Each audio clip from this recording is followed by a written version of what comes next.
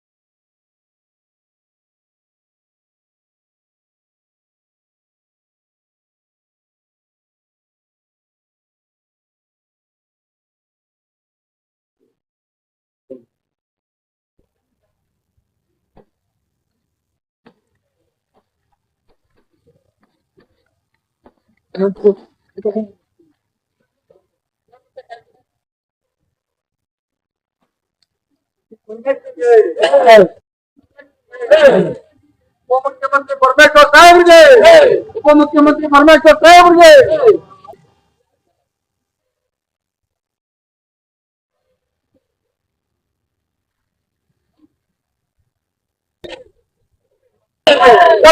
ಪರಮೇಶ್ವರ್ ಸಾಹೇಬ್ರಿಗೆ, ಪರಮೇಶ್ವರ್ ಸಾಹೇಬ್ರಿಗೆ, ಉಪಮುಖ್ಯಮಂತ್ರಿ ಪರಮೇಶ್ವರ್ ಸಾಹೇಬ್ರಿಗೆ, ಉಪಮುಖ್ಯಮಂತ್ರಿ ಪರಮೇಶ್ವರ್ ಸಾಹೇಬ್ರಿಗೆ, ಉಪಮುಖ್ಯಮಂತ್ರಿ ಪರಮೇಶ್ವರ್ ಸಾಹೇಬ್ರಿಗೆ, ಡಾಕ್ಟರ್ ಜಿ ಪರಮೇಶ್ವರ್ ಸಾಹೇಬ್ರಿಗೆ, ಡಾಕ್ಟರ್ ಜಿ ಪರಮೇಶ್ವರ್ ಸಾಹೇಬ್ರಿಗೆ, ಡಾಕ್ಟರ್ ಜಿ ಪರಮೇಶ್ವರ್ ಸಾಹೇಬ್ರಿಗೆ,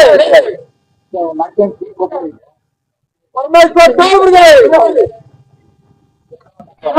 ಪರಮೇಶ್ವರ್ ಸಾಹೇಬ್ರಿಗೆ, ಪರಮೇಶ್ವರ್ ಸಾಹೇಬ್ರಿಗೆ, ಜನಪ್ರಿಯ ಉಪಮುಖ್ಯಮಂತ್ರಿ ಪರಮೇಶ್ವರ್ ಸಾಹೇಬ್ರಿಗೆ.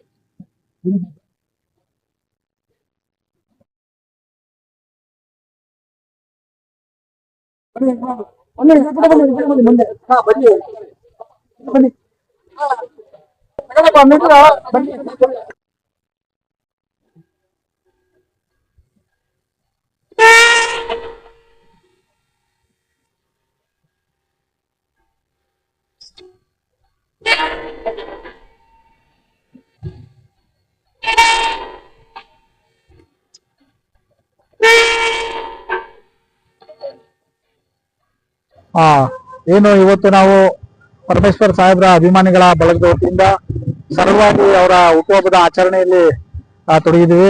ನಮ್ಮ ಪರಮೇಶ್ವರ್ ಸಾಹೇಬ್ರ ಅಭಿಮಾನಿಗಳ ಬಳಗದ ಅಧ್ಯಕ್ಷರಾದ ಮಂಜಣ್ಣ ಅವರ ಸಮ್ಮುಖದಲ್ಲಿ ನಾವು ಒಂದು ಸರಳವಾದ ರೀತಿಯಲ್ಲಿ ಇಲ್ಲಿರ್ತಕ್ಕಂಥ ಸಾರ್ವಜನಿಕರಿಗೆ ಸಿಹಿ ಹಂಚುವ ಮೂಲಕ ಅವರಿಗೆ ಶುಭಾಶಯಗಳನ್ನು ಕೋರ್ತಾ ನಾವು ಇಲ್ಲಿ ನಮ್ಮ ಮೈಸೂರಿನ ಹೃದಯ ಭಾಗ ಆದಂತ ಕೋಟೆ ಆಂಜನೇಯ ಸ್ವಾಮಿ ದೇವಸ್ಥಾನದಲ್ಲಿ ನಾವು ಇದೊಂದು ಕಾರ್ಯಕ್ರಮವನ್ನು ಸರಳವಾಗಿ ಹಮ್ಮಿಕೊಂಡಿದ್ದೀವಿ.